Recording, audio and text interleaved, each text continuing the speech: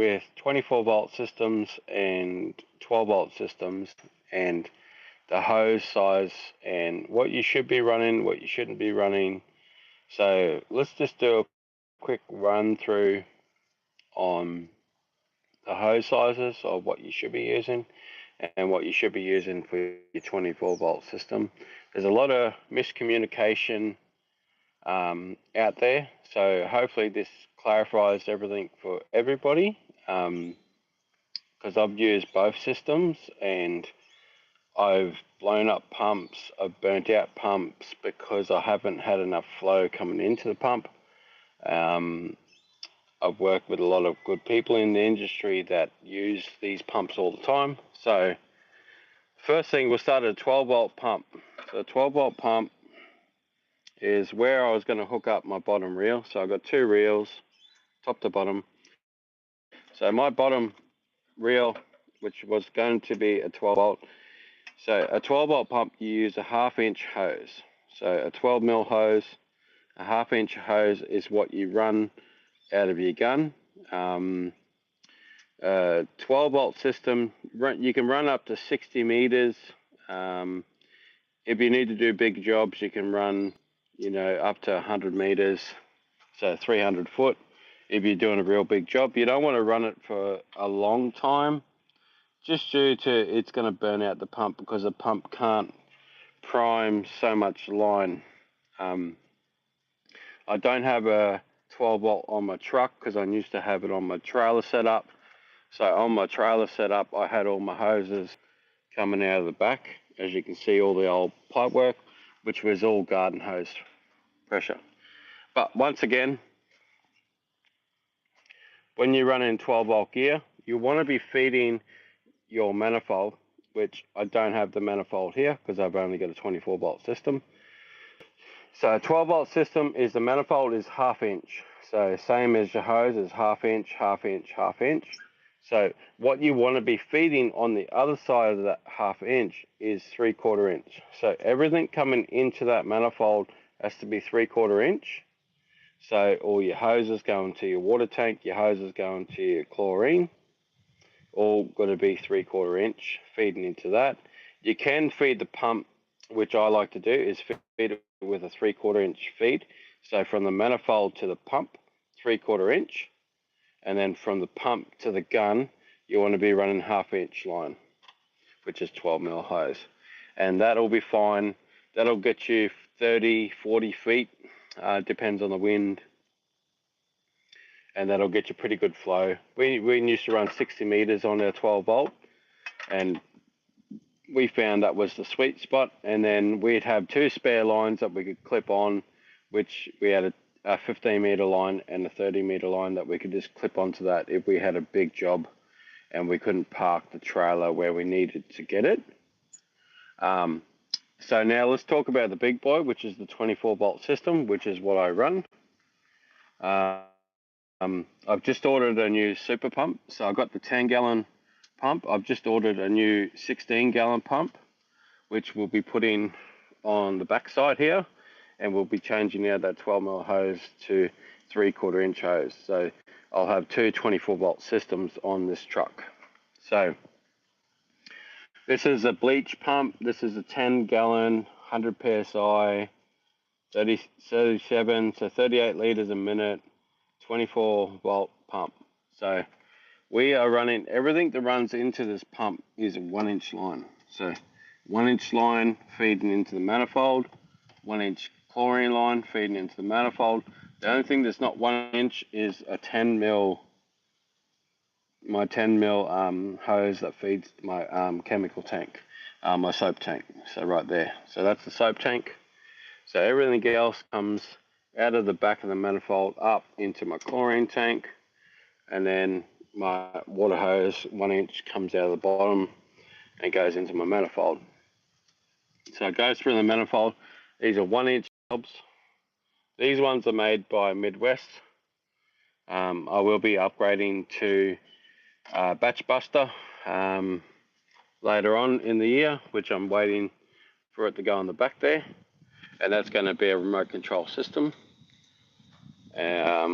which is almost like my smart stream. So 1 inch, 10 mil, and that feeds this. And then coming out of here, this is the 3/4 inch hose running straight into my pump, which is 3/4 inch hose right around, 3/4 inch hose coming out the bottom, and that runs 3/4 inch all the way up into my reel, and then I run 3/4 inch hose into my reel.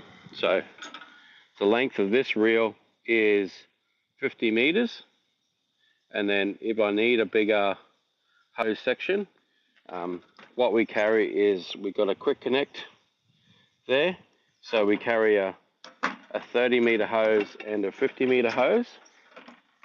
Let's let me put that down so I can turn it on.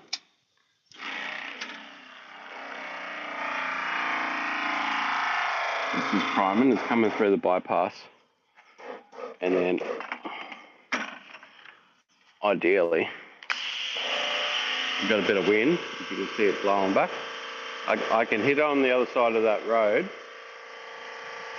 quite easy when I don't have wind, but as you can see we've got pretty strong wind at the moment, so that is the downside.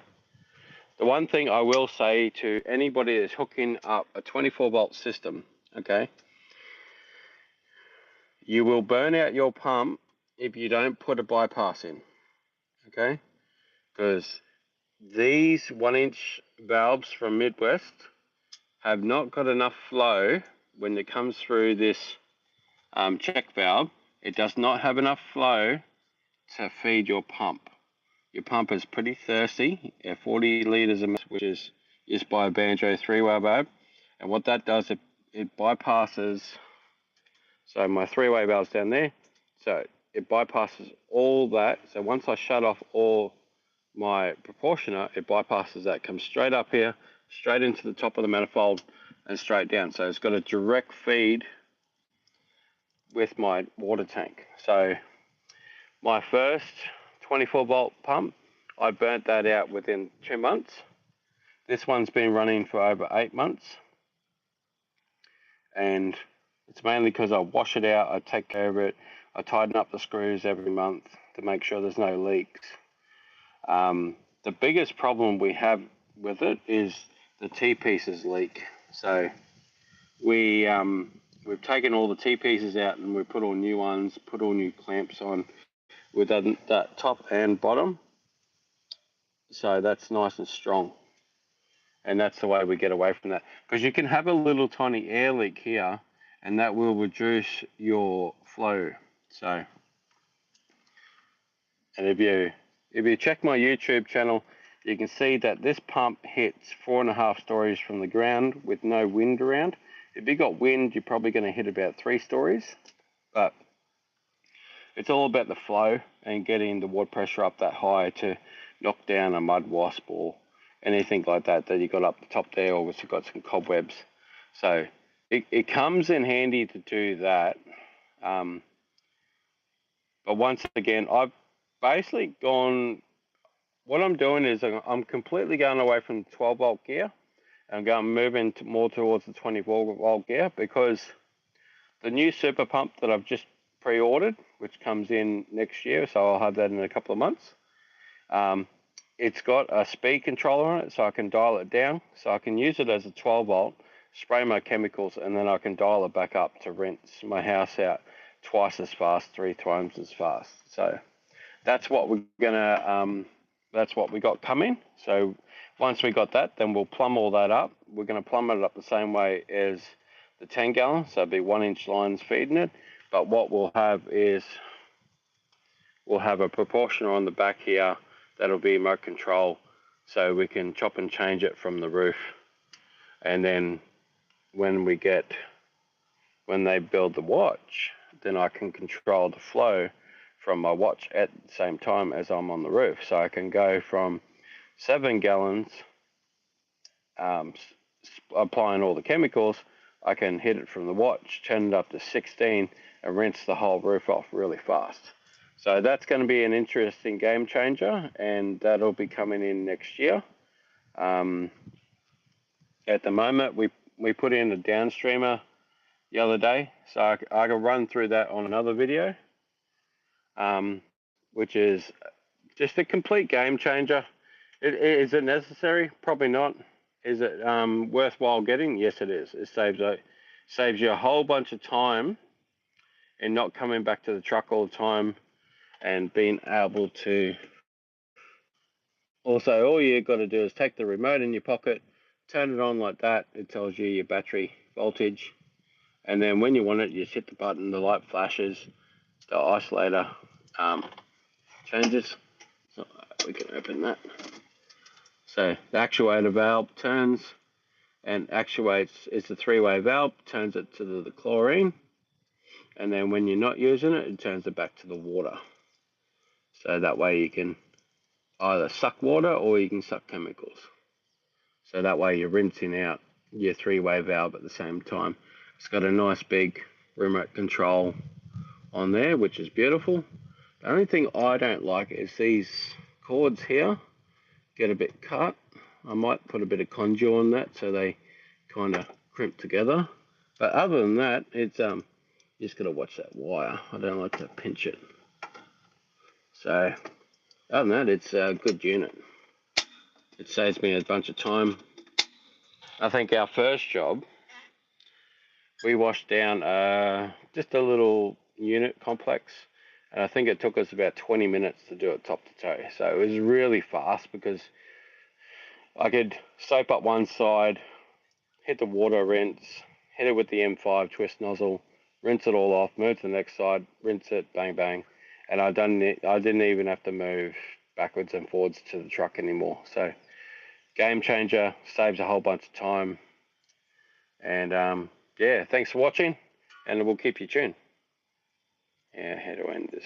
Boom, boom.